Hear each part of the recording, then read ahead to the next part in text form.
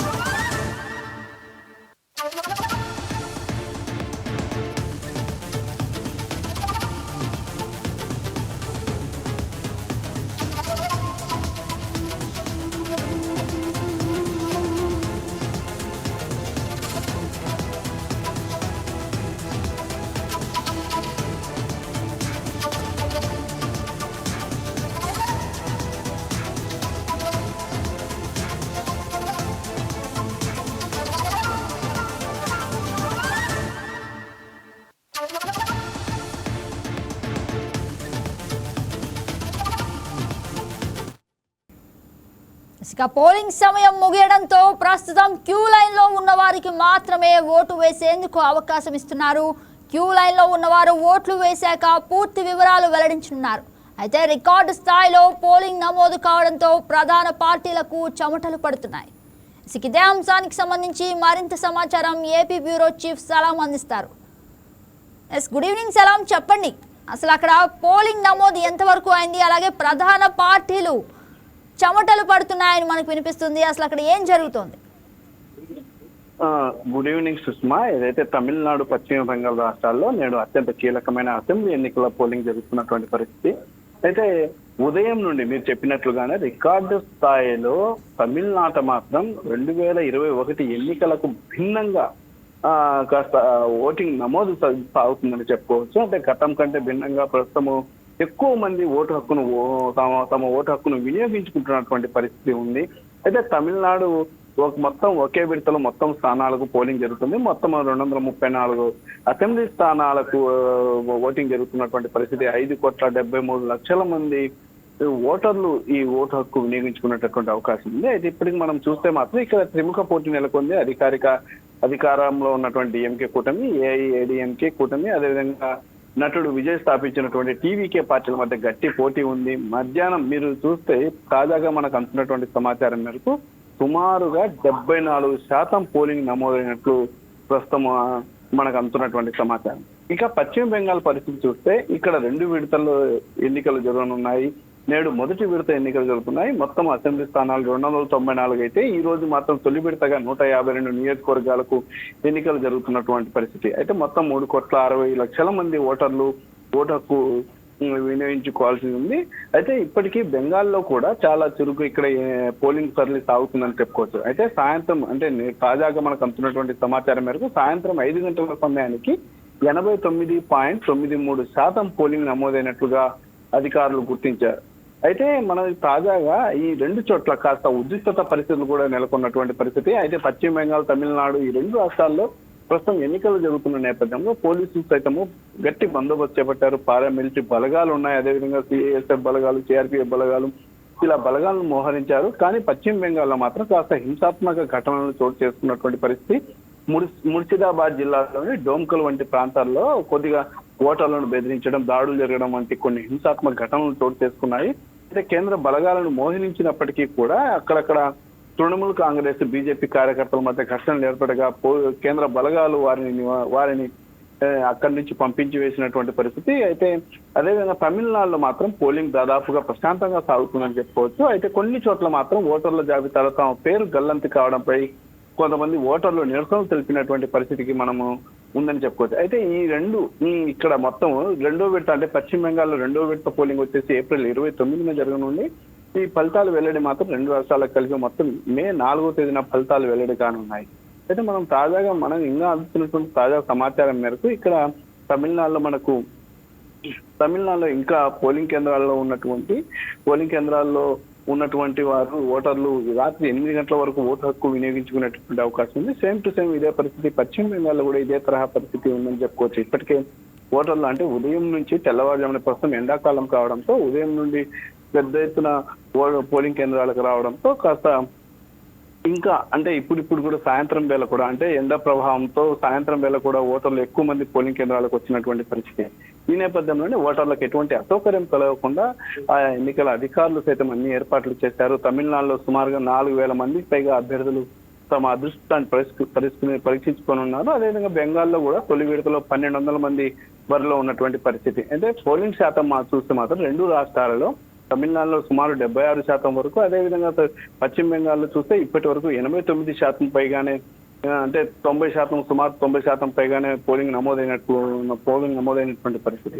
అయితే ఎక్కడ కానీ చెదురుమదురు ఘటనలు జరగకుండా పూర్తి స్థాయిలో చర్యలు తీసుకున్నప్పటికీ కానీ అక్కడక్కడ అంటే పశ్చిమ బెంగాల్లో మాత్రం కాస్త ఎక్కువగా ఉద్రిక్తత వాతావరణం నెలకొన్నటువంటి పరిస్థితి. ముర్షిదాబాద్ తో పాటు కూచ్ బెహర్, బరాసత్ ఈ ప్రాంతాలలో కాస్త ఉద్రిక్తత నెలకొన్నటువంటి పరిస్థితి. అయితే ఏదైనా సరే అవాంఛనీయ ఘటన జరిగితే మాత్రం ఖచ్చితంగా చట్ట ప్రకారం చర్యలు తీసుకుంటామని కూడా ఓవైపు ఎన్నికల అధికారులతో పాటు మరోవైపు పోలీస్ అధికారులు సైతం అక్కడ మైకుల ద్వారా ప్రచారం చేస్తున్నటువంటి పరిస్థితి. Right Salam, thank you for the update.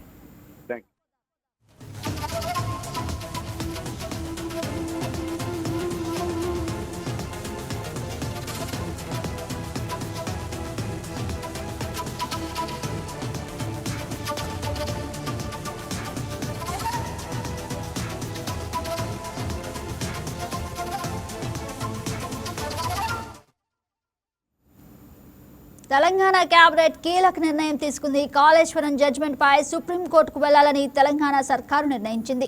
ఈ మేరకు సుప్రీంలో స్పెషల్ లీవ్ పిటిషన్ వేయాలని సీఎం రేవంత్ రెడ్డి అధ్యక్షతన జరుగుతున్న కేబినెట్ భేటీ నిర్ణయించారు. దీంతో పాటు పలు కీలక అంశాలపై మంత్రివర్గం హాట్ గా డిస్కషన్ కొనసాగుతోంది. ఆర్టీసీ కార్మికుల సమ్మె, ప్రభుత్వంలో విలీన అంశాలపై చర్చిస్తున్నట్లు తెలుస్తోంది. ఎంపీటీసీ, జడ్పీటీసీ ఎన్నికలు, ఇందిరమ్మ కుటుంబ బీమా పథకం అమలుతో పాటు నీటిపారుదల ప్రాజెక్ట్ అంశాలు, గవర్నర్ కోటా, ఎమ్మెల్సీలపై చర్చిస్తున్నట్లు తెలుస్తోంది. అలాగే ఫిట్మెంట్ పెండింగ్లు, డిఏలు, యాసంగి, ధాన్యం, మొక్కజొన్నల సేకరణపై కేబినెట్లో చర్చ జరుగుతున్నట్లు తెలుస్తోంది.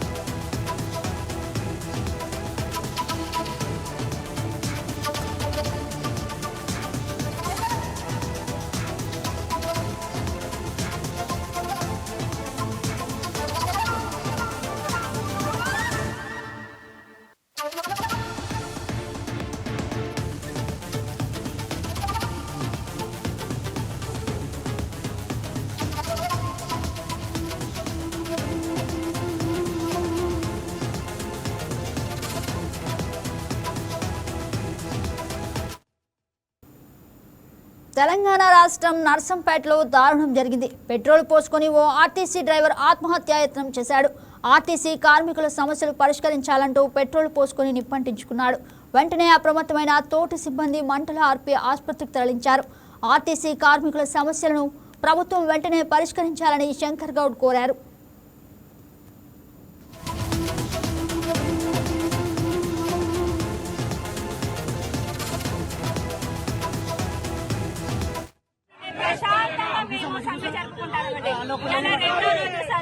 ఈ సమ్మెలో భాగంగా మా డిపో మేనేజర్ గారు నైపుణ్యం లేనటువంటి డ్రైవర్లను, ఎలాంటి శిక్షణ లేనటువంటి కండక్టర్లను తోటి ఇవాళ బస్సులు బయటికి పంపించిందండి. ఈ మనస్తాపానికి గురై మా డ్రైవరు శంకర్ గౌడ్ గారు ఇలాంటి వాటికి సమ్మె విచ్ఛిన్నం చేయడానికి కారకాలైనటువంటి మా డిఎం ప్రసన్న లక్ష్మి గారు చేసిన వాటికి ఇవాళ మా డ్రైవర్ మనస్తాపానికి గురయ్యి ఆత్మహత్యకు ప్రయత్నించండి. ఆయన 80 నుంచి 90% మొత్తం గాయాల పాలైందండి. ఇప్పుడు ఆయన కుటుంబానికి ఆదుకునేది ఎవరు? మా కార్మికులను కాపాడారు. మేము గవర్నమెంట్ కోరుకునేవి మేము కొంతమ్మ కోరికలు కోరుకోలేదు. వాళ్ళు మాకు అమలు చేస్తానటువంటి వాగ్దానాలను మేము కోరుకుంటాము. అవి మాకు ప్రభుత్వంలో విలీనము, పిఆర్సీలో యూనియన్లు మాకు కావాలని మేము న్యాయమైన కోరికలు కోరుకుంటాము. ప్రైవేటీకరణను రద్దు చేయాలంటున్నాము. 100% ఉన్నటువంటి బస్సులను 55% ప్రైవేటీకరణ చేసిండ్రు, బ్యాటరీ బండ్లు తెప్పించిండ్రు. కార్మికులందరినీ కుటుంబాలను మొత్తం వాళ్ళు చెల్లా చెదురు చేసిండ్రు. అలాంటి జరగకుండా ఉండాలని ప్రశాంతంగా సమ్మె చేస్తుంటే మా డిఎం గారు నైపుణ్యం లేనటువంటి డ్రైవర్లను బస్సులో ఇచ్చి పంపించి కండక్టర్లను ఇచ్చి పంపించడంతో మా డ్రైవర్ నిన్నటి నుండి ఆయన మనస్తాపానికి గురయ్యి ఇవాళ ఆత్మహత్యకు పాల్పడిందండి. ఇది కార్మికులం కాదా? మేము ఆర్టీసీ కార్మికులం కాదా? వాళ్ళే కార్మికుల వాళ్ళే ఆర్టీసీ సంస్థలో పనిచేసే యాజమాన్యమా మేము కాదా? ఇవాళ మేము రోడ్డు ఎక్కడానికి కారణము, రోడ్ల మీద బటాయించడానికి కారణము మా కుటుంబాలతో సహా ఇక్కడికి వచ్చి నిల్చున్నాము.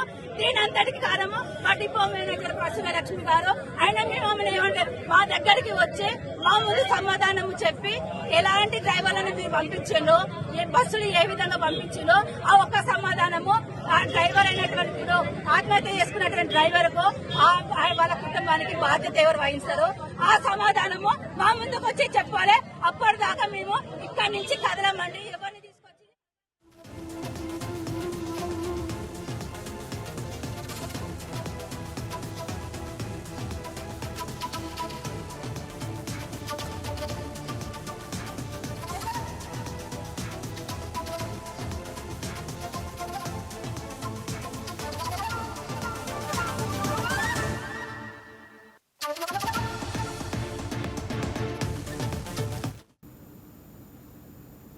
నెల్లూరు జిల్లా పొదలకూరు మండలం విరువూరు గ్రామంలోని సీతారామస్వామి దేవస్థానంలో మహాకుంభాభిషేకాన్ని ఘనంగా నిర్వహించారు. ఈ కార్యక్రమంలో మంత్రి ఆనం రామనారాయణ రెడ్డి, ఎమ్మెల్యే సోమిరెడ్డి చంద్రమోహన్ రెడ్డి పాల్గొన్నారు. ముందుగా వీరికి వేద పండితులు, దేవాదాయ శాఖ అధికారులు, స్థానిక నేతలు అపూర్వ స్వాగతం పలికారు. ఆధ్యాత్మికకు చిరునామాగా నెల్లూరు జిల్లాను మారుస్తామని మంత్రి ఆనం తెలిపారు. ప్రతి ఆలయాన్ని కూడా భక్తి శ్రద్ధలతో అభివృద్ధి చేస్తామని, ఆలయాల పునర్నిర్మాణం, నూతన ఆలయాలు నిర్మిస్తున్నామని చెప్పారు. ఇచ్చినటువంటి వరం అందరికీ ఈ అవకాశం రాదు. అది చంద్రబాబు నాయుడు గారికి ఈ వరం ఆ భగవంతుడే ప్రసాదించాడు. కాబట్టి ఆ స్వామి యొక్క, అమ్మవారి యొక్క ఆశీస్సులు ఈ ప్రభుత్వానికి మెండుగా ఉన్నాయి, మనందరికీ ఉన్నాయి. మన గ్రామాల్లో, మన పట్టణాల్లో ఇవన్నీ చేయడం జరుగుతుంది. ఇవాళ అలాగే మన సర్వేపల్లి నియోజకవర్గం పెద్దలు చంద్రమోహన్ రెడ్డి గారి నాయకత్వంలో అనేక రకాలుగా అభివృద్ధి చేస్తూ ఈరోజు సర్వేపల్లి నియోజకవర్గంలో 93 ఆలయాలకి ధూపదీప నైవేద్యం 10,000 లెక్కన ఆ 10,000 రూపాయలు ప్రతి నెల 1వ తారీఖు వచ్చేటప్పటికి పూజారుల బ్యాంక్ అకౌంట్కి పంపిస్తూ ఉంది ఇవాళ మన ప్రభుత్వం. అయ్యే ఖర్చు సంవత్సరానికి 1,12,00,000 రూపాయలు ఖర్చు అవుతుంది. ఇది ఆ ఆలయాల్లో వైభవం ఉండడానికే ఏర్పాటు చేస్తున్నాం. అలాగే ఇప్పుడు మన ఆలయం ఏ విధంగా అయితే ఈ సీతారామాంజనేయ స్వామి ఆలయం 50 లక్షలకి 40 లక్షల రూపాయలు ప్రభుత్వం కేటాయించిందో, అదేవిధంగా మరొక 7 ఆలయాలకి ఈ సిజిఎఫ్ ఫండ్ కింద 6,48,00,000 సర్వేపల్లి నియోజకవర్గంలో ఇప్పటికే మంజూరు చేశాం. త్వరలోనే ఆ యొక్క ఆలయాలకి శంకుస్థాపన చేసి పనులు మొదలు పెట్టడం జరుగుతూ ఉంది. ఈ 6,48,00,000 రూపాయలతో 7 ఆలయాలు, శ్రీ వేణుగోపాల స్వామి ఆలయం పిడూరుపాళెం, చెన్నకేశవ స్వామి ఆలయం ఈపూరు, విరూపేక్షర స్వామి ఆలయం ఈపూరు, కోదండరామ స్వామి ఆలయం తోటపల్లి, వీరాంజనేయ స్వామి ఆలయం గొలగమూడి, రామలింగేశ్వర స్వామి ఆలయం పూడిపర్తి, శ్రీదేవి భూదేవి సమేత చెన్నకేశవ స్వామి ఆలయం దమ్మాయపాలెం, ఇలా 7 ఆలయాలు వచ్చాయి. ఈ 7 ఆలయాలే కాదు, రేపే వారితో కలిసి కృష్ణపట్నం వెళ్తూ ఉన్నాను.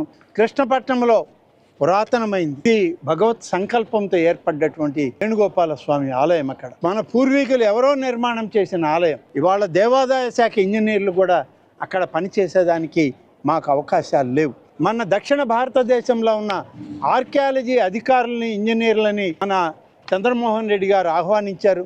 వారందరితో పాటు మాకు ఆహ్వానం ఇచ్చారు. 20 లక్షల గుడైనా, 30 లక్షల గుడైనా, 40 లక్షల గుడైనా మొత్తం ప్రహరీ నిర్మాణంతో ఆలయాలు శ్రీవాణి పథకం కింద పూర్తిగా ప్రభుత్వం నిబంధనల మేరకు, ఆర్థిక వనరుల మేరకు వీటన్నిటిని కూడా నిర్మాణం చేయడం జరుగుతుందని చెప్పి ఇప్పటికే నిర్ణయం తీసుకొని మంజూరిచ్చాం. అలాగే సిద్ధేశ్వర మరియు వేణుగోపాల స్వామి ఆలయం కృష్ణపట్నం ఈ 2 కమిటీలు కూడా వేయడం పూర్తయింది. ఇంకా ఎక్కడైనా మిగిలి ఉన్న వాటన్నిటిని పూర్తి చేయడం జరుగుతుందని చెప్పి ఈ సందర్భంగా తెలియజేస్తూ, నెల్లూరు జిల్లాలో ప్రతి ప్రాంతానికి, ప్రతి గ్రామానికి ఒక ఆధ్యాత్మిక ప్రదేశం ఉంటుంది, ఒక ఆధ్యాత్మిక ఆలయం ఉంటుంది. ఆ దైవం ఇచ్చిన కాకినాడ జిల్లా పిఠాపురంలో జనసేన ముఖ్య నేత ఎమ్మెల్సీ కొణిదెల నాగబాబు పర్యటించారు.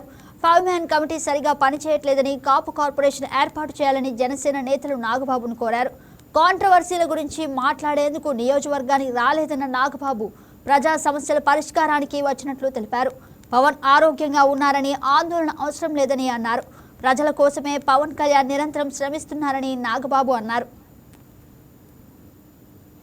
పెద్దగా ఆలోచించారు. ఎందుకంటే అవన్నీ పెద్ద స్థాయిలో పెద్దవాళ్ళు పరిష్కరించుకోగలిగే సమస్య తప్ప మాకు సంబంధం లేదు. మేము వెళ్ళి ఇక్కడ మీకు ఏం చేయాలి, ఇక్కడ ఈ సమస్య ఉందంటే నా వరకు నేను బాబు వరకు బాబు ఎవరైనా ఇక్కడ ఎవరికి సంబంధించి ఎవరున్నా సరే ఈ సమస్యను పవన్ కళ్యాణ్ గారి దృష్టికి తీసుకొచ్చి ఈ ప్రాబ్లం మనం ఎలాగా సాల్వ్ చేయాలి, ఈ ప్రాబ్లం ఎలా చేయాలి వాటి మీద ఆలోచించండి.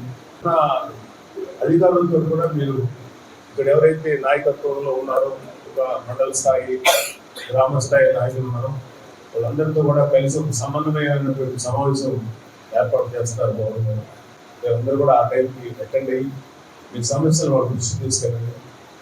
ఏదైనా సరే ప్రజలకు సంబంధించిన ముఖ్యమైన సమస్యలు తీసుకెళ్ళాలి తప్ప చిన్న చిన్న సమస్యలు లేకపోతే.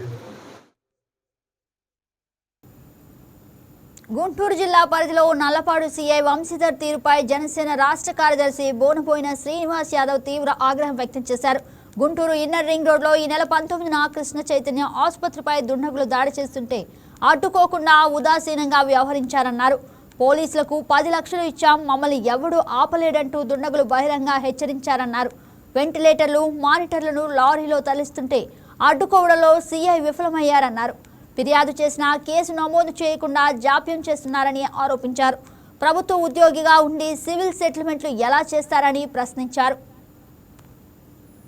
మా ఎమ్మెల్సీ గారు హరిప్రసాద్ గారు అందరూ కూడా తెలియపరిచి ఆరోగ్యం నిలకడగా ఉందని చెప్పడం, దాని మీదట అందరం జిల్లా వ్యాప్తంగా కూడా ఆయన ఆరోగ్యం కోసం పలు దేవాలయాల్లో, చర్చిల్లో, మసీదుల్లో పూజలు చేయటం, ఆయన ఆరోగ్యం బాగుపడాలని, త్వరగా కూలుకొని ప్రజా జీవితంలోకి రావాలని చెప్పి అందరం కూడా కోరుకోవడం. ఇంటీరియర్ ప్రదేశాల్లో ఉన్నటువంటి గిరిజన గ్రామాల్లో రోడ్లు లేని గ్రామాలకు కూడా రోడ్లు వేయించే దిశగా ఆయన ప్రయత్నాలు చేసి కూడా విజయవంతమై ఆ రోడ్లపై ఇప్పుడు అందరూ కూడా నడిచేటువంటి పరిస్థితి మనం చూసాం. సుమారుగా 4,000 కోట్ల పైన వారు వెచ్చించడం జరిగింది వారి కొరకు.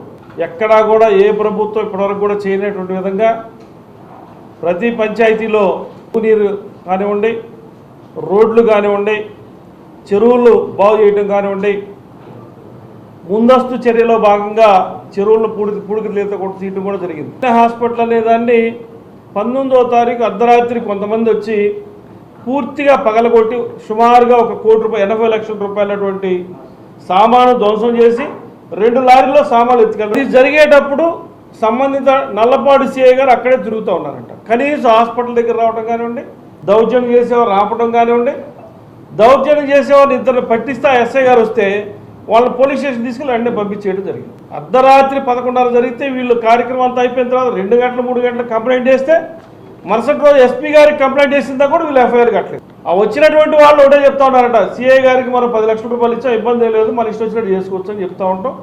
వీళ్ళ దృష్టిలోకి వచ్చింది. అంటే హాస్పిటల్ అప్పటికి 3 పేషెంట్లు కూడా, మహిళా పేషెంట్లు కూడా ఉండటం జరిగింది. ఇంతటి కార్యక్రమం జరిగినా కూడా ఇప్పటివరకు కూడా సిఐ గారు అక్కడికి వెళ్ళలేదు, ఏం జరిగిందో విచారించలేదు. ఒక ఎఫ్ఐఆర్ కట్టారు. ఆ ఎఫ్ఐఆర్ కూడా పనికిరాని ఎఫ్ఐఆర్ కట్టారు. ఆ సెక్షన్లో ఎవరైతే దౌర్జన్యం చేశారో వాళ్ళకి అనుకూలంగా ఉండే విధంగా చేశారు. అంటే నల్లపాడి సిఐ గారి అవినీతి ఏ విధంగా ఉందో ఈ సందర్భంగా మీకు తెలియజేస్తాం. ఈ విషయం ఎస్పీ గారిని కూడా డాక్టర్లు కలవడం జరిగింది. ఎస్పీ గారు కలిసిన తర్వాత ఎఫ్ఐఆర్ కట్టి ఆయనకి ఇన్ఫర్మేషన్ ఇవ్వడం జరిగింది. మరలా ఇప్పుడేం చెప్తా ఉన్నారు, మీరు రాజీ పడమని ఆయన బెదిరిస్తాం.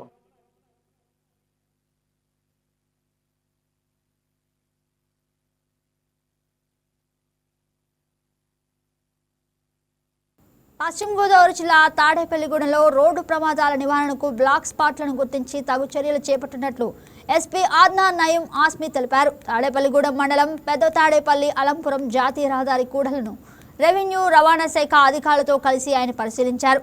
జనసాంద్రత అధికంగా ఉన్న ప్రాంతాలను ప్రమాదాల నియంత్రణకు అధికారులు పలు సూచనలు చేశారు. ఈ పర్యటనలో డీఎస్పీ విశ్వనాథ్, సిఐలు, ఎస్ఐలు పాల్గొన్నారు.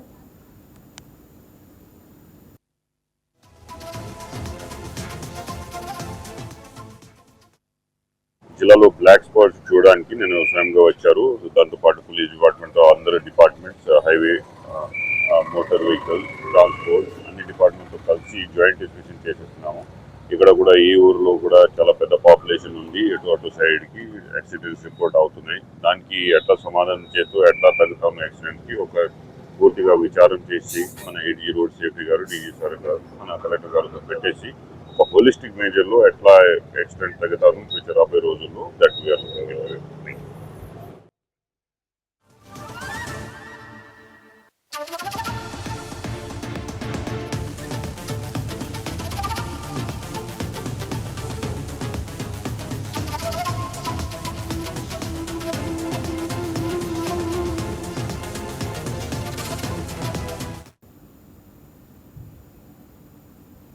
ఆర్టీసీని ప్రైవేట్ పరం చేసేందుకు ప్రభుత్వం కుట్రలు పన్నుతుందని మాజీ మంత్రి తలసాని శ్రీనివాస్ యాదవ్ అన్నారు.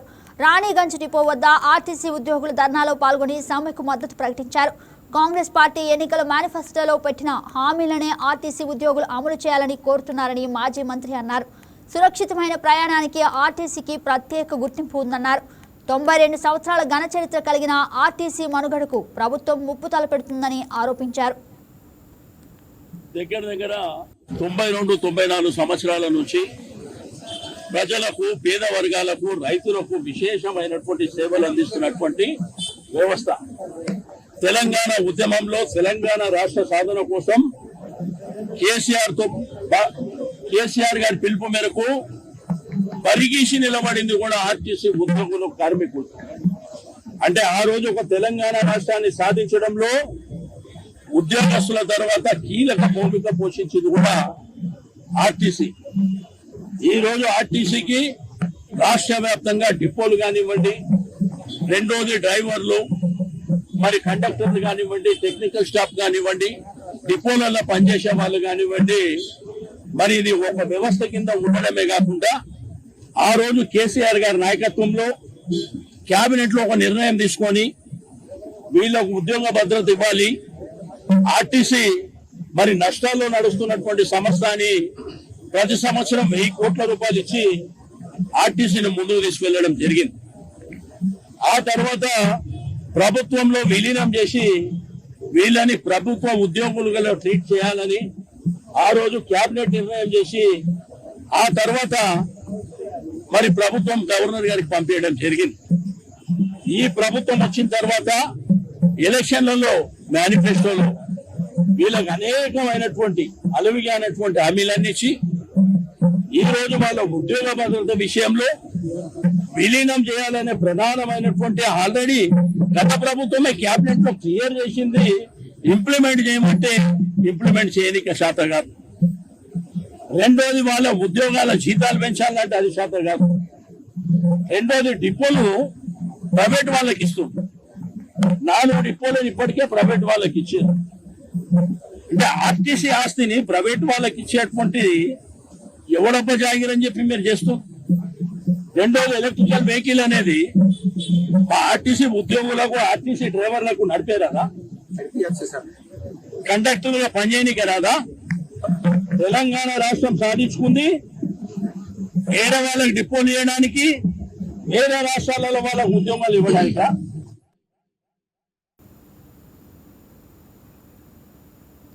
డాక్టర్ బిఆర్ అంబేద్కర్ కోనసీమ జిల్లాలో నూతన జాయింట్ కలెక్టర్గా నియమితులైన వైకోమ్ నిడియాదేవి అమలాపురం కలెక్టరేట్లో అధికారికంగా బాధ్యతలు స్వీకరించారు. జిల్లా స్థాయి అధికారులు, కలెక్టరేట్ సిబ్బంది కలిసి నూతన జాయింట్ కలెక్టర్కు ఘన స్వాగతం పలికారు. వివిధ శాఖల అధికారులు పుష్పగుచ్చాలతో అభినందనలు తెలియజేశారు. బాధ్యతలు స్వీకరించడం ఆనందంగా ఉందని జాయింట్ కలెక్టర్ వైకోమ్ నిడియాదేవి తెలిపారు. జిల్లా కలెక్టర్ మార్గదర్శకత్వంలో సంక్షేమ పథకాలు ప్రతి ఒక్కరికి అందేలా కృషి చేస్తానని, పెండింగ్ సమస్యల పరిష్కారానికి ప్రాధాన్యత ఇస్తానని హామీ ఇచ్చారు. అధికారుల సమన్వయంతో జిల్లాను అభివృద్ధి దిశగా ముందుకు తీసుకెళ్తామని ఆమె తెలిపారు.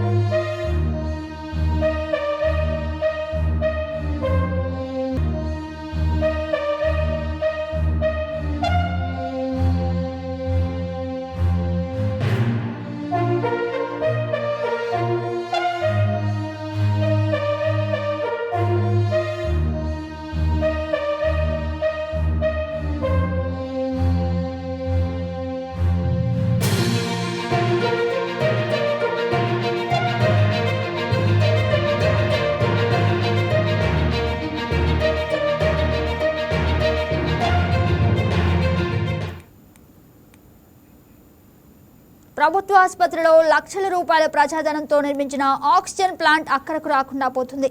కర్నూలు ప్రభుత్వ ఆసుపత్రి ప్రాంగణంలో ఓ ప్రైవేట్ సంస్థ కోట్ల రూపాయలు వెచ్చించి రోగుల కోసం ఆక్సిజన్ ప్లాంట్ నిర్మించింది. ఏళ్లు గడుస్తున్నప్పటికీ ఆక్సిజన్ ప్లాంట్ని అందుబాటులోకి తీసుకురాలేదు. దీనిపై మరింత సమాచారాన్ని మా Rayalaseema regional special correspondent Srinivas అందిస్తారు. కర్నూలు ప్రభుత్వ ఆసుపత్రిలో నిరుపయోగమైన ఆక్సిజన్ ప్లాంట్లు బయటపడుతూనే ఉన్నాయి. ఇటు ప్రభుత్వ నిధులతో నిర్మించిన ఆక్సిజన్ ప్లాంట్లు ఇప్పటికీ నిరుపయోగంగా మారాయి. తాజాగా ఇటు ప్రైవేటు వ్యక్తులు, దాతలు ప్రభుత్వ ఆసుపత్రిలో చికిత్స పొందుతున్న రోగుల యొక్క ఆర్థిక పరిస్థితులను దృష్టిలో ఉంచుకొని కోట్ల రూపాయలు వెచ్చించి గ్రీన్కో కంపెనీ ఆధ్వర్యంలో ఇటు కర్నూలు ప్రభుత్వ ఆసుపత్రిలో ఆక్సిజన్ ప్లాంట్ నిర్మించారు. ఈ ఆక్సిజన్ ప్లాంట్ ఇక్కడ కర్నూలు ప్రభుత్వ ఆసుపత్రిలో దాదాపుగా 1000 పడకలున్న ఈ ప్రభుత్వ ఆసుపత్రిలో ఆక్సిజన్ దాదాపుగా 600 నుంచి 700 బెడ్లు ఆక్సిజన్ అందించే సదుపాయం ఉన్న దృష్ట్యా పేద రోగులు ఆక్సిజన్ అందక ఇబ్బంది పడకూడదన్న ఉద్దేశంతో గ్రీన్కో కంపెనీ ఆధ్వర్యంలో కర్నూలు ప్రభుత్వ ఆసుపత్రిలో దాదాపుగా ఆక్సిజన్ ప్లాంట్ నిర్మించారు. ఈ ఆక్సిజన్ ప్లాంట్ నిర్మించినప్పటి నుంచి నేటి వరకు కొలిక్కి తీసుకురాలేదు. ఇవి నిర్మించిన కొన్ని సంవత్సరాల నుంచి ఇప్పటి వరకు రోగులకు అందుబాటులోకి తీసుకురాలేకపోవడంతో కోట్ల రూపాయల ఈ వ్యయం నిరుపయోగంగా మారింది. ప్రభుత్వ ఆసుపత్రిలో రోగులకు సేవలు అందించేందుకు ప్రైవేటు వ్యక్తులు ముందుకొచ్చి కోట్ల రూపాయలు వెచ్చించినా అవి రోగులకు అందుబాటులోకి తీసుకురాకపోతే రానున్న రోజుల్లో భవిష్యత్తులో మరికొంతమంది దాతలు ఏదైనా పేద రోగులకు అవసరమైనటువంటి వైద్య పరికరాలు అందించేందుకు అయితే ముందుకు రారు. వాస్తవంగా ఈ ప్రభుత్వ ఆసుపత్రిలో నిర్మించినటువంటి ఈ ఆక్సిజన్ ప్లాంట్లను అందుబాటులోకి తీసుకురావాల్సిన బాధ్యత కర్నూలు ప్రభుత్వ ఆసుపత్రి అధికారులపై ఉంది. అయితే గత కొన్ని సంవత్సరాలుగా ఈ ఆక్సిజన్ ప్లాంట్ నిర్మించినప్పటి నుంచి నేటి వరకు ఇవి అందుబాటులోకి తీసుకురాకపోవడంతో రానున్న రోజుల్లో ఎవరైనా కర్నూలు ప్రభుత్వ ఆసుపత్రిలో ఎవరైనా దాతలు రోగులకు అవసరమైనటువంటి పరికరాలను అందజేయడానికి ముందుకు వస్తారా లేదా అన్న సందేహాలు మాత్రం ప్లాంట్ పరిస్థితిని చూస్తే మాత్రం సందేహాలు వ్యక్తమయ్యే పరిస్థితి కనపడుతుంది. ఎవరైనా దాతలు ముందుకొచ్చి కోట్ల రూపాయలు వెచ్చించి నిర్మించిన పరికరాలను రోగులకు అందుబాటులోకి తెస్తే మరికొంతమంది దాతలు పేద రోగుల కోసం కోట్ల రూపాయలు వెచ్చించి సేవలు అందజేయడానికి ముందుకొస్తారు. అలా కాకుండా కోట్ల రూపాయలు వెచ్చించి నిర్మించిన ఈ ఆక్సిజన్ ప్లాంట్ నిరుపయోగంగా మారిస్తే మాత్రం రానున్న రోజుల్లో భవిష్యత్తులో ఇక్కడ కర్నూలు ప్రభుత్వ ఆసుపత్రిలో చికిత్స పొందుతున్న పేద రోగులకు మరికొంతమంది దాతలు ముందుకొచ్చే అవకాశాలు అయితే కనిపించే పరిస్థితులు కనపడడం లేదు. ఇప్పటికైనా ఇటు రాష్ట్ర వైద్య ఆరోగ్య శాఖ మంత్రి కర్నూలు ప్రభుత్వ ఆసుపత్రిలో దాతలు నిర్మించిన ఆక్సిజన్ ప్లాంట్లను రోగులకు అందుబాటులోకి తెచ్చేలాగా చొరవ చూపాలని పలువురు డిమాండ్ చేస్తున్నారు. కెమెరా పర్సన్ అశోక్తో శ్రీనివాస్, వైకే టీవీ, కర్నూలు. ఏలూరు జిల్లా పోలవరం మండలం పట్టిసంలో అంగన్వాడీ కేంద్రాలను ఫుడ్ కమిషనర్ మెంబర్ గంజిమాలదేవి ఆకస్మికంగా తనిఖీ చేశారు. హాస్టల్ నిర్మాణ పనుల్లో జాప్యంపై అసహనం వ్యక్తం చేశారు. ఇటుకల కోటలో హాస్టల్లో కాలం చెల్లిన ధనియాల పొడి వాడటం గమనించి సిబ్బందిపై ఆగ్రహం వ్యక్తం చేశారు. మెనూ ప్రకారం విద్యార్థులకు భోజనం అందాలి అని అన్నారు. హాస్టల్ పిల్లలతో మాట్లాడి సమస్యలు తెలుసుకున్నారు. 3 కేజీల కోసం ఈరోజు ఆకస్మికంగా పోలవరం మండలం తనిఖీ చేయడానికి మార్నింగ్ రావడం జరిగింది. పోలవరం మండలంలో పట్టిసీమ విలేజ్లో నేను ఒక 2 అంగన్వాడీలు చూశాను. 2 అంగన్వాడీ సెంటర్లు నన్ను చాలా నిరాశపరిచాయి. పిల్లలు లేరు, వంట చేయలేదు, పాలు గుడ్డు ఉడకబెట్టలేదు. 12 గంటలకే తాళాలేసి ఆయా వెళ్ళిపోయింది. టీచర్ అయితే సెంటర్కి రాలేదు. ఒక సెంటర్ టీచర్ ఆయా ఉన్నారు, ఇద్దరు. నేను గట్టిగా మాట్లాడేటప్పుడు అబద్ధం చెప్పామండి, ఉడకబెట్టాం పాలు గుడ్డు అని చెప్పి. పెట్టలేదండి, అన్నం కూరలు ఉండలేదండి అని చెప్పారు. ఎందుకు అంటున్నామంటే క్షేత్రస్థాయిలో పరిశీలించడం అనేది ప్రతిరోజు సాధ్యమేనా? అయ్యే పని కాదు కదా.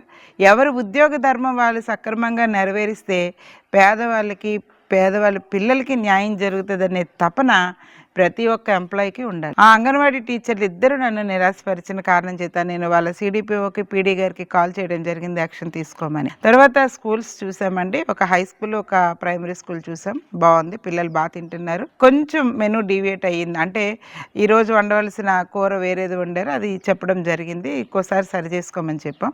అట్లనే పోలవరంలోని ఇటుకల కోట, బోడిగూడెం ఇవన్నీ హాస్టల్స్ చూస్తున్నాం. రెసిడెన్షియల్ హాస్టల్స్, వెల్ఫేర్ హాస్టల్స్ చూస్తూ వస్తున్నాం. సోషల్ వెల్ఫేర్ చూసాం, ట్రైబల్ వెల్ఫేర్ బాయ్స్ చూసాం, గర్ల్స్ చూసాం.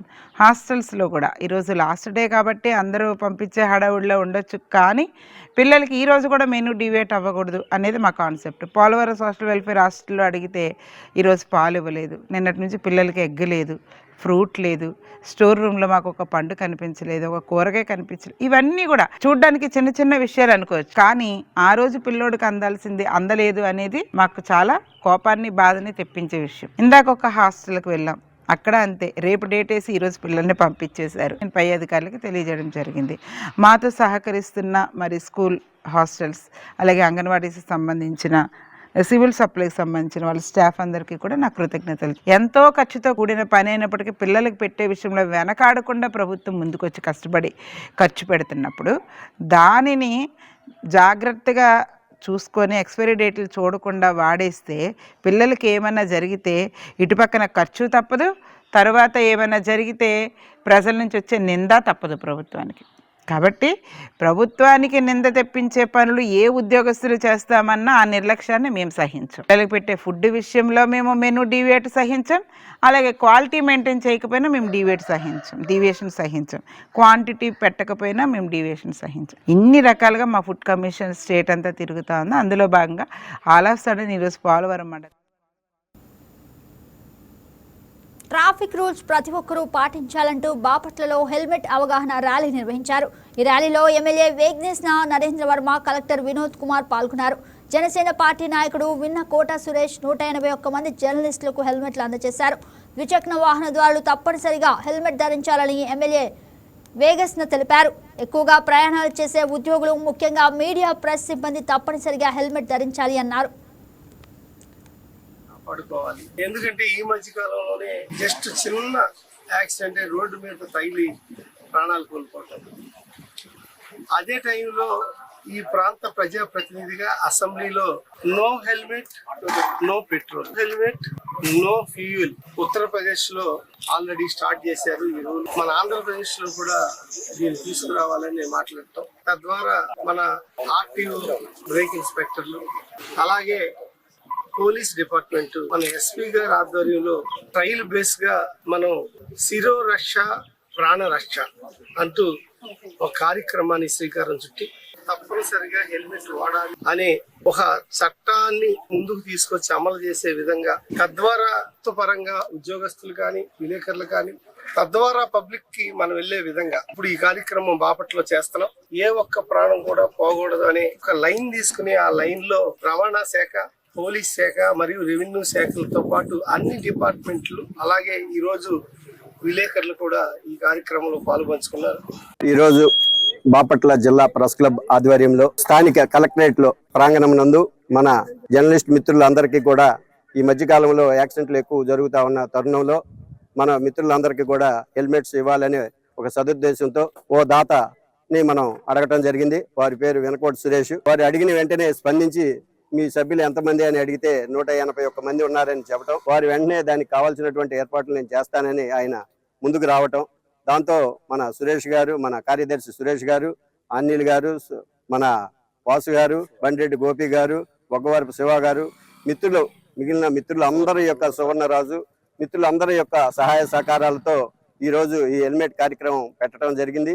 ఈ హెల్మెట్ కార్యక్రమానికి గౌరవ జిల్లా కలెక్టర్ గారు వినోద్ కుమార్ గారు జెండా ఊపి, మరియు స్థానిక ఎమ్మెల్యే వేగస్ నరేంద్ర వర్మ గారు ఇద్దరు కూడా సంయుక్తంగా జెండా ఊపి కార్యక్రమాన్ని ప్రారంభించారు. ఈ కార్యక్రమానికి డిటిఓ పరంధామ్ రెడ్డి గారు, ఎంఈఐ మోటార్ వెహికల్ ఇన్స్పెక్టర్ అయినటువంటి రంగారావు గారు, ప్రసన్న కుమారి గారు, డిఎస్పీ బాపట్ల స్థానిక డిఎస్పీ గారు మరియు సిఐ రాంబాబు గారు వీరందరూ కూడా ఈ కార్యక్రమంలో పాల్గొన్నారు. ఈ హెల్మెట్ తీసుకుని ఇంటి దగ్గర పెట్టకుండా మనం బయటకు వచ్చేప్పుడు కంపల్సరీ మనం రోడ్డు ఎక్కుతున్నామంటే మనం ఒక భద్రత మనకు ఉండాలా. మనం ఇంటికి మళ్ళీ తిరిగి సేఫ్ గా ఇంటికి వెళ్ళాలంటే మన మీద ఇంటి దగ్గర కొంతమంది మనం నమ్ముకుని ఉన్నారు. వారి దీనికోసమైనా సరే మనం దాన్ని ఒకసారి గుర్తు చేసుకుంటూ అందరం కూడా ఈ హెల్మెట్లు ధరించుకుని సక్రమంగా వీటిని వినియోగించుకోవాలి. మరి ఈ యాక్సిడెంట్స్ ప్రమాదాల సంఖ్యను మనం పరిశీలించినట్లయితే ఎక్కువ శాతం 60% 2 వీలర్స్ ప్రమాదాలకు గురవుతున్నట్టుగా మనకు తెలుస్తూ ఉంది. ఈ 2 వీలర్స్ లో కూడా మరణించే వారి సంఖ్య తీసుకుంటే చాలా వరకు శాతం హెల్మెట్లు ధరించకపోవడం వల్ల మరణిస్తున్నట్టుగా అర్థమవుతా ఉంది. సో ప్రతి ఒక్కరూ కూడా 2 వీలర్ డ్రైవ్ చేసేవాళ్ళు వెనక కూర్చున్న వాళ్ళు ఇద్దరు కూడా హెల్మెట్లు ధరించి ప్రయాణం చేసినట్లయితే సురక్షితంగా గమ్యస్థానం చేరగలుగుతారు. కాబట్టి ప్రతి ఒక్కరు కూడా చట్టాన్ని గౌరవించి 2 వీలర్స్ నడిపేటప్పుడు తప్పనిసరిగా హెల్మెట్ ధరించాలని చెప్పి ఈ సందర్భంగా కోరుతున్నాం. మరి అట్లాగే బాపట్ల విలేకరుల అసోసియేషన్ వారు ఈరోజు ఇక్కడ గవర్నమెంట్ కలెక్టర్ గారు, ఎమ్మెల్యే గారు ఆధ్వర్యంలో మరి ఉచితంగా ఈ హెల్మెట్ల పంపిణీ కార్యక్రమం చేయడం జరిగింది. ఇది చాలా అందరం కూడా అభినందించదగ్గ విషయం. ఇది విలేకరులందరూ కూడా అభినందించాలి ఈ సందర్భంగా. అట్లాగే వారు అందరూ ధరించి మరి పబ్లిక్కి ఆదర్శప్రాయంగా నిలబడడం కూడా నిజంగా అభినందనీయం. ఈ స్ఫూర్తిదాయకాన్ని ప్రజలందరూ కూడా అర్థం చేసుకుని ఈ హెల్మెట్లు ధరించి ప్రయాణించాలని, ఈ ప్రమాదాల సంఖ్యకు ప్రతి ఒక్కరూ సహకరించాలని చెప్పి ఎన్టీఆర్ జిల్లా వ్యాప్తంగా డిజిటల్ జనగణన చురుగ్గా సాగుతోంది. ఏప్రిల్ 30 వరకు ప్రజలు తమ ఇళ్ల వివరాలను ఆన్లైన్ పోర్టల్ ద్వారా నమోదు చేసుకోవచ్చని అధికారులు తెలిపారు. ఇప్పటి వరకు ఎన్టీఆర్ జిల్లాలో స్వీయ జనగణనలో భాగంగా 30,000 మంది తమ వివరాలు నమోదు చేసుకున్నట్లు అధికారులు తెలిపారు. స్వీయ నమోదుపై ప్రజలకు అధికారులు అవగాహన కల్పిస్తున్నారు. మే 1 నుంచి మే 30 వరకు ఎన్యూమరేటర్లు నేరుగా ప్రతి ఇంటికి వెళ్లి పోర్టల్లో నమోదు చేసుకోవచ్చని వివరాలను ధృవీకరించున్నారు. ఎన్టీఆర్ జిల్లాలో డిజిటల్ జనగణనపై మరింత సమాచారం మా కరెస్పాండెంట్ ప్రసాద్ అందిస్తారు. జనగణన డిజిటల్ విధానంలో జరుగుతుంది. మొత్తంగా ఏపీకి సంబంధించి 2 దశల్లో జనగణనని భారత ప్రభుత్వం నిర్వహించబోతుంది. దీనికి సంబంధించి ఇప్పటికే మొదటి దశ ఆల్రెడీ స్టార్ట్ అయ్యింది. 30 వరకు ఈ మొదటి దశ ప్రక్రియ కొనసాగుతుంది. అయితే ప్రజెంట్ మనతో పాటు ఎన్టీఆర్ జిల్లాకు సంబంధించి ఎన్టీఆర్ జిల్లా కలెక్టరేట్ నుంచి జనగణన విధులు చూస్తున్న సురేష్ ఉన్నారు. ఆయనతో మాట్లాడిన మరిన్ని విషయాలు తెలుసుకుందాం. సరే, ఎన్టీఆర్ జిల్లాకు సంబంధించి ఇప్పటిదాకా ఎంతమంది ఫేజ్ 1లో ఎన్రోల్ చేసుకున్నారు, ఎలా ఉంది రెస్పాన్స్? మనకి సెల్ఫ్ ఎన్యూమరేషన్ అనేది ఈ సంవత్సరం అంటే ఈ ఫేజ్లోనే స్టార్ట్ చేశారండి కొత్తగా. అది ఏంటంటే ఈ నెల 16 నుంచి 30 తారీఖు వరకు సెల్ఫ్ ఎన్యూమరేషన్ అంటే స్వీయ గణన అంటారు. అంటే మనంతటా మనం స్వయంగా మన డీటెయిల్స్ అన్నీ సెన్సస్ డిపార్ట్మెంట్ వాళ్ళకి ఇవ్వడం జరుగుతుంది. దాంట్లో ఇప్పటిదాకా సుమారుగా దాదాపుగా ఒక 30,000 దాకా వాళ్ళు సెల్ఫ్ ఎన్యూమరేషన్ చేసుకున్న తర్వాత ఇంకా వాళ్ళకి ఏమన్నా డౌట్ ఉంటే అంటే అందులో ఏమైనా తప్పు పెట్టామని వాళ్ళ తర్వాత సబ్మిట్ చేసిన తర్వాత వాళ్ళకి ఏమైనా అనిపించి ఉంటే 1వ తారీఖు నుంచి ఎన్యూమరేటర్స్ అనేది ప్రతి హౌస్కి వస్తారండి. హౌస్ ఎన్యూమరేషన్ జరుగుతుంది, HLO అంటారు. అది అంటే హౌస్ లిస్టింగ్ ఆపరేషన్స్ అంటారు. వాళ్ళు వచ్చినప్పుడు వీళ్ళు ఏమైనా పలానా క్వశ్చన్ నేను తప్పు పెట్టాను అనిపిస్తే వాళ్ళకి చెప్పినప్పుడు వాళ్ళు వాళ్ళ యాప్లో దాన్ని సరి చేయడం జరుగుతుందండి. ఈ సరి చేయడం ఎలా చేస్తారంటే వీళ్ళు సెల్ఫ్ ఎన్యూమరేషన్ చేసుకున్నప్పుడు కంప్లీట్ చేసిన తర్వాత ఒక సెల్ఫ్ ఎన్యూమరేషన్ ఐడి అనేది జనరేట్ అవుతుందండి. హెచ్తో స్టార్ట్ అయ్యి ఒక 11 డిజిట్ నెంబర్ ఉంటుంది. ఆ నెంబరు వాళ్ళ ఎన్యూమరేటర్స్కి సబ్మిట్ చేయాలి. ఇచ్చినప్పుడు ఆ నెంబర్ ఎంటర్ చేస్తారు వాళ్ళ యాప్లో ఎంటర్ చేసినప్పుడు వాళ్ళు ఏదైతే ఎంటర్ చేస్తారో ఆ డేటా అంతా వస్తుంది. అది మళ్ళీ వాళ్ళకి చదివి ఆ ఎన్యూమరేటర్ ఆ ఇంటి వాళ్ళకి ఇచ్చినప్పుడు చదివి మీరు పెట్టిన ఈ డీటెయిల్స్ అండి అన్నీ కరెక్ట్గా ఉన్నాయి లేవా అని అడుగుతారు. ఇన్ కేస్ ఏమన్నా లేదండి పలానా క్వశ్చన్ నేను తప్పు పెట్టాను అప్పుడు ఇది కరెక్ట్ చేయండి అంటే వాళ్ళు దాంట్లో ఎడిట్ చేసి మళ్ళీ క్లియర్గా చూపించి ఫైనల్ సబ్మిట్ చేస్తారండి. ఆ సబ్మిట్ చేసిన డేటా అంతా సెన్సస్ సర్వర్లో సేవ్ అవుతుందండి. దశలో జరుగుతుంది కదా, మొదటి దశలో ప్రజెంట్ ఎలాంటి డీటెయిల్స్ తీసుకుంటున్నారు అంటే ప్రక్రియ ఎలా ఉంటుంది, సెకండ్ ఫేజ్లో ఎలాంటి ప్రక్రియ ఉంటుంది? ఇది 2 ఫేజెస్లో జరుగుతుందండి. ఫస్ట్ ఫేజ్ వచ్చి HLO అంటారు, హౌస్ లిస్టింగ్ ఆపరేషన్స్ అంటే ఇళ్ళ గణన అనమాట. సెకండ్ ఫేజ్ వచ్చేసి పబ్లిక్ ఎన్యూమరేషన్ అంటారండి. అప్పుడు ఇంట్లో ఎంతమంది ఉన్నారు అనేది మనం చేస్తాము. అది ఫిబ్రవరి ఫస్ట్ నుంచి స్టార్ట్ ఉంది 2027లో. ఇప్పుడు ఈ హెచ్ఎల్ఓ ఆపరేషన్స్లో ఫస్ట్ ఫేజ్లో ఏముంటాయంటే మనం సైట్లో వెబ్సైట్ వచ్చేసండి se.census.gov.in. మీరు దాంట్లో లాగిన్ అయినప్పుడు మీరు ఫస్ట్ స్టేట్ సెలెక్ట్ చేసుకుంటారు, క్యాప్చా ఎంటర్ చేస్తారు. ఎంటర్ చేసుకున్న తర్వాత మీరు హెడ్ ఆఫ్ ది ఫ్యామిలీ అనేది మీరు ఎంటర్ చేయాల్సి వస్తుంది. ఎంటర్ చేసిన తర్వాత మీరు ఒక మొబైల్ నెంబర్ ఇస్తారు. Mobile number and mail ID ఇస్తారండి. మెయిల్ ఐడి అనేది ఆప్షనల్, పేరు మొబైల్ నెంబర్ అనేది కంపల్సరీ ఇవ్వాలి. ఇచ్చిన తర్వాత ఆ మొబైల్ నెంబర్కి వచ్చేసి ఒక ఓటీపీ జనరేట్ అవుతుంది. ఆ ఓటీపీ మళ్ళీ మీరు దాంట్లో ఎంటర్ చేసినప్పుడు మెయిన్ సైట్కి వెళ్తున్నప్పుడు వాళ్ళు బేసిక్ డీటెయిల్స్ అడుగుతారు. ఫర్దర్గా గవర్నమెంట్ ఎట్లాంటి వెల్ఫేర్ పాలసీస్ జనరేట్ చేసుకోవాలి అనేది వాళ్ళకి ఒక ఐడియా ఉంటుందండి ఈ కౌంట్ని బట్టి. మొత్తంగా అంటే ఇప్పుడు సెకండ్ ఫేజ్లో ఎన్యూమినేటర్ ఇంటికి వచ్చి డేటా తీసుకుంటారని చెప్తున్నారు కదా. ఇప్పుడు ఈ సెల్ఫ్ ఎన్యూమినేషన్ చేసుకోకపోతే సెకండ్ ఫేజ్లో ప్రాబ్లం ఉందా? ఖచ్చితంగా ఫస్ట్ ఫేజ్లో ఇది చేసుకోవాలి ప్రతి ఒక్కరు కూడా. ఇన్ కేస్ ఇప్పుడు సెల్ఫ్ ఎన్యూమరేషన్ అనేది 30 తారీఖు వరకు కంప్లీట్ అయిపోతుందండి. ఒకవేళ వాళ్ళు చేసుకోకపోతే ఎన్యూమరేటర్ వచ్చినప్పుడు ఖచ్చితంగా మీకు ఎన్యూమరేషన్ చేస్తారండి.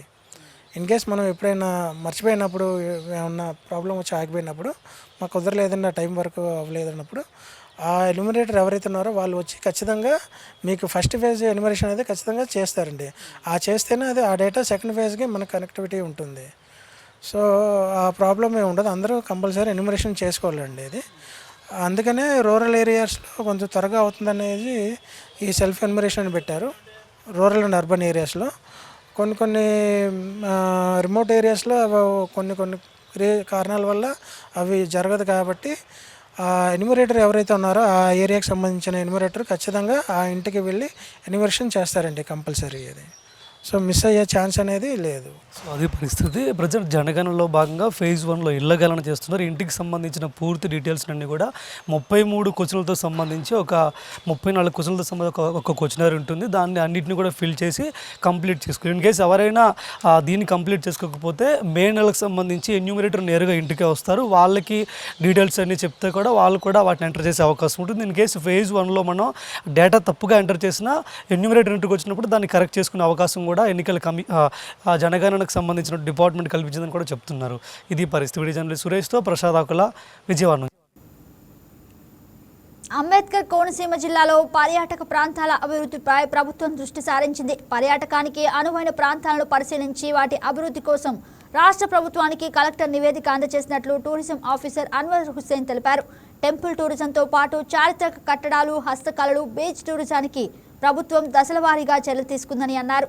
అంతర్వేది, వాడపల్లి, అయినవల్లి, మురుమల్ల, ద్రాక్షారామ భీమేశ్వర స్వామి ఆలయాల మార్గాల కనెక్టివిటీ జరుగుతుందని అన్నారు. కోనసీమ జిల్లా పర్యాటక శాఖ అధికారి అన్వర్ హుస్సేన్తో మా correspondent Venkat face to face. Konaseema జిల్లాని పర్యాటకంగా అభివృద్ధి చేసేందుకు రాష్ట్ర ప్రభుత్వం చర్యలు తీసుకుంటుంది. దీనికోసం జిల్లాలోని అనువైన పర్యాటక ప్రాంతాలను పరిశీలించడం కూడా జరుగుతుంది. ఇక ఇదే విషయమై మనతో పాటు మాట్లాడేందుకు జిల్లా పర్యాటక శాఖ అధికారి అన్వర్ హుస్సేన్ ఉన్నారు. మరిన్ని విషయాలు ఆయన అడిగి తెలుసుకునే ప్రయత్నం చేద్దాం. సార్ చెప్పండి, జిల్లాలో ఎక్కడెక్కడ పర్యాటకంగా బాగుండే ప్రాంతాలు ఉన్నాయి, వాటి అభివృద్ధి కోసం ఎటువంటి చర్యలు చేపడుతున్నారు? మన కోనసీమ జిల్లా పర్యాటకంగా దీనికి ఒక పేరు ఉంది. దీన్ని కూడా కేరళ లాగా మన ఆంధ్రాలో కోనసీమ, మన ఆంధ్ర కేరళ ఇది. మన కోనసీమలో అనువైన ప్రదేశాలు ఉన్నాయండి పర్యాటకంగా. ఇటుపక్క తీసుకుంటే బౌద్ధ స్తూపాల గురించి తీసుకుంటే ఆదూరు, పాసర్లపూడి, అంతర్వేది బీచ్, దేవస్థానం, టెంపుల్ టూరిజంగా అనువైన దేవస్థానాలు అయినవిల్లి, అప్పన్నపల్లి, వాడపల్లి, ఇలాంటి ముఖ్యమైన మంచి మంచి దేవస్థానాలు ఉన్నాయి టెంపుల్ టూరిజం కింద తీసుకుంటే. అలానే మనకు పర్యాటకంగా మంచి ఆహ్లాదకరంగా పర్యాటకులు ఇక్కడ ఉండి సేద తీరడానికి, ఇక్కడ పర్యాటక చుట్టూ ఉండడానికి కూడా మన పర్యాటక పరంగా దిండి రిసార్ట్ అని పర్యాటక శాఖ ఒక దిండి రిసార్ట్ ఇక్కడ నడుపుతుంది. ప్లస్ బోటింగ్ పరంగా మనకు మంచి బోటింగ్ స్పాట్స్ ఉన్నాయండి. ఇప్పుడు మన లోకల్గా కలెక్టర్ గారి ఆదేశాల మేరకు ప్లస్ మన అమలాపురం ఎమ్మెల్యే గారు ఆనందరావు గారి చొరవతో యస్యానంలో ఒక మంచి రెస్టారెంట్ కట్టాము. అక్కడ ప్లస్ ఒక 4,000 మంది కూర్చోవడానికి కూడా ఒక ఓపెన్ ఆడిటోరియం కూడా నిర్మించారు. ఇంకా రాబోయే కాలంలో ఇంకా అక్కడ రూమ్స్ ఇలాంటివన్నీ కట్టి వచ్చే పర్యాటకులకు మంచి ఉండడానికి స్టే అలాంటివి చేయడానికి మంచి రూమ్స్ నిర్మించడానికి కూడా ప్రభుత్వానికి అది అంటే ప్రపోజల్స్ పంపించాము. ప్లస్ ఇక్కడ మన వాడపల్లి అటువైపు తీసుకుంటే కూడా అండి లొల్లలాకులు ప్లస్ వాడపల్లి దగ్గర లొల్లలాకులు కూడా మంచి పర్యాటక ప్రదేశం. అక్కడ కూడా మన కొత్తపేట ఎమ్మెల్యే గారు ఆయన ఆనందరావు గారు, ఆయన కూడా సత్యానందరావు గారు, ఆయన చొరవతో అక్కడ కూడా మనం ఆల్రెడీగా లొల్లలాకుల్ని కలెక్టర్ గారి చొరవతో ఏం చేశామంటే లొల్లలాకుల ప్లేస్ని మనకు టూరిజంకి హ్యాండ్ ఓవర్ చేయమని చెప్పేసి ఇరిగేషన్ డిపార్ట్మెంట్కి, అలానే వాడపల్లిలో వచ్చే యాత్రికులకు వసతి సదుపాయం తక్కువగా ఉన్నందువల్ల అక్కడ వాడపల్లిలో ఒక 3 ఎకరాల ప్లేస్ని పర్యాటక శాఖకు అప్పగించాల్సిందిగా ఎండోమెంట్ కమిషనర్ గారికి కూడా మనం కలెక్టర్ ద్వారా ఒక లెటర్ అనేది పెట్టాము. అది కూడా ప్రాసెస్లో ఉంది. ఒకవేళ అలాంటిదే కన్నా అది కన్నా మనకి హ్యాండ్ ఓవర్ చేస్తే పర్యాటక పరంగా లొల్లలాకులు ప్లస్ వాడపల్లిలో కూడా మంచి రిసార్ట్స్ అలాంటివన్నీ కట్టి అభివృద్ధి చేస్తాము. ప్లస్ ఇంకోటి ఏమిరా అంటే అంతర్వేదిలో కూడా సరైన సదుపాయాలు లేవు. అక్కడ కూడా కలెక్టర్ గారు పర్యాటక శాఖకు ఒక 50 ఎకరాలు బీచ్ సరౌండింగ్స్లో ఎక్కడైనా ఒక 50 ఎకరాలు ఉంటే టూరిజంకి అప్పగించాలని చెప్పేసి ఆర్డీఓ అమలాపురం గారికి ఆదేశించడం జరిగింది. ఆ విధంగానే ఆర్డీఓ అమలాపురం గారు మన సకినేటిపల్లి ఎంఆర్ఓ గారికి లెటర్ పెట్టడం జరిగింది. అది కన్నా టూరిజంకి అప్పచెప్తే మేము కూడా అక్కడ ఒక బీచ్ టూరిజంలో ఒక మంచి రిసార్ట్ కట్టి, ఎందుకంటే అంతర్వేది అంటే ఒక ముఖ్యమైన దేవస్థానం, లక్ష్మీ నరసింహస్వామి టెంపుల్ అంటే ప్రతి సంవత్సరం అక్కడ ఉత్సవాలు జరుగుతాయి. వచ్చే యాత్రికులకి వసతి సదుపాయం చాలా తక్కువగా ఉంది. అలాగే దిండి రిసార్ట్స్ ఏదైతే ఉందో ఈ దిండి రిసార్ట్స్లో సమ్మర్కి సంబంధించి ఏమైనా క్యాంపులు ఏర్పాటు చేశారో చిన్నారుల కోసం? ప్రస్తుతానికైతే ఇంకా ఏం లేదండి. అది కూడా మేము ఇప్పుడు పంపిస్తాము. అక్కడ ఏదైనా సమ్మర్ క్యాంప్స్, ఎందుకంటే స్విమ్మింగ్ పూల్ ఉంది కాబట్టి అక్కడ చాలామంది పర్యాటకులు స్విమ్మింగ్ కోసమే వస్తున్నారు. అది కూడా మేము చూసి పబ్లిక్కి ఎటువంటిది ఇష్టం ఉంటే అవన్నీ ఒక ప్రణాళిక సిద్ధం చేసుకునేసి ఆ సమ్మర్ క్యాంప్ కూడా చేస్తామని వినియోగించుకుంటాము. గతంలో ఏదైతే పాసర్లపూడికి సంబంధించి అక్కడ రిసార్ట్స్ ఏదైతే ఉందో ఆ రిసార్ట్ దగ్గర బోట్ టూరిజం ఉండేది. ఆ బోట్ యాత్రలో ప్రయాణికులు తిరిగేవారు. అయితే ప్రస్తుతం ఆ బోటు వినియోగంలో లేదు. తుఫాను వల్ల చెడిపోయిందని, బాగు చేయలేదని పర్యాటకులు కొంత అసహనం వ్యక్తం చేస్తున్నారు. దీనిపై మీరేమంటారు? చూడండి, ఇది ముందు వచ్చేసి మనం యాక్చువల్గా పాసర్లపూడి అనేది మనం ఒక ఓఎన్ఎం ఆపరేటర్స్కి లీజ్ అవుట్ చేస్తున్నాము. ఈ పాండమిక్ వల్ల అప్పుడు ఒక 2 సంవత్సరాలు ఎవరు ఏమి చేయక అది నిరుపయోగం అయిపోయాయి. 2023లో మళ్ళీ ఆ టెండర్స్ క్యాన్సిల్ చేసి మనం వేరే వాళ్ళకి ఇవ్వడం జరిగింది. ఇప్పుడు అవన్నీ అభివృద్ధిలోకి వచ్చేస్తాయండి. ఇప్పుడు ఒక 6 నెలల్లో రాబోయే 6 నెలల్లో ఈ 4 ప్రాంతాలు కూడా మంచి అభివృద్ధి చెంది పర్యాటకులని ఆకర్షిస్తాయని మేము కోరుకుంటున్నాం. జిల్లాలో పర్యాటక శాఖ అభివృద్ధి చేయడానికి ఎటువంటి ఆలోచనలు చేస్తున్నారు? అదేవిధంగా పర్యాటకుల కోసం ఎటువంటి సదుపాయాలు కల్పిస్తున్నారు? గౌరవ కలెక్టర్ గారి ఆదేశాల మేరకండి ఇప్పుడు పర్యాటకంలో ఒక టెంపుల్ టూరిజం సర్క్యూట్ తయారు చేయాలని మేము యోచిస్తున్నామండి. బస్సులు పెట్టి వచ్చిన ప్రయాణికులకి ఈ అన్ని టెంపుల్స్ ఒకే రోజులో వాళ్ళు దర్శనం చేసుకునేసి, అంటే విఐపి దర్శనం చేసుకునేలాగా ప్రణాళికలు సిద్ధం చేస్తున్నాం. అంబేద్కర్ కోనసీమ జిల్లాకు సంబంధించి టూరిజాన్ని అభివృద్ధి చేసే విధంగా చర్యలు తీసుకున్నామని, ఇందుకు సంబంధించి ప్రణాళికలను కలెక్టర్కి పంపించామని ఏదైతే టూరిజం శాఖ అధికారి అన్వర్ హుస్సేన్ చెప్తున్నారో, అలాగే జిల్లాలో ఏదైతే చించినాడు వద్ద ఉన్నటువంటి రిసార్ట్కి సంబంధించి సమ్మర్ క్యాంపులు ఏర్పాటు చేసే ఆలోచన కూడా ఉందని, ఏదైతే గతంలో నిరుపయోగంగా ఉన్న 2 రిసార్ట్లు ఏవైతే ఉన్నాయంటే ఆదురు అదేవిధంగా పాసర్లపూడి, ఈ 2 రిసార్ట్లు కూడా నిరుపయోగంగా ఉన్నాయి. దానికి సంబంధించి ఇటీవల టెండర్లు కూడా పిలిచామని, గతంలో ఏదైతే కరోనా పాండమిక్ సమయంలో ఇవన్నీ కూడా నిరుపయోగంలోకి వెళ్ళాయని వాటిని పునరుద్ధరించే చర్యలు తీసుకుంటున్నామని చెప్తున్నారు. అలాగే జిల్లాలో టెంపుల్ టూరిజం అభివృద్ధి చేసే విధంగా అటు కలెక్టర్ కానీ ఇటు రాష్ట్ర ప్రభుత్వం కానీ చర్యలు తీసుకుంటుందని, దీనికి అనుగుణంగా బస్సులను ఏర్పాటు చేసి ఒక రూట్ మ్యాప్ తయారు చేసి ఈ ప్రాంతాన్ని అభివృద్ధి చేసే దిశగా అన్ని చర్యలు తీసుకుంటున్నామని ఏదైతే పర్యాటక శాఖ అధికారి అన్వర్ హుస్సేన్ అయితే చెప్తున్న పరిస్థితి అయితే ఉంది.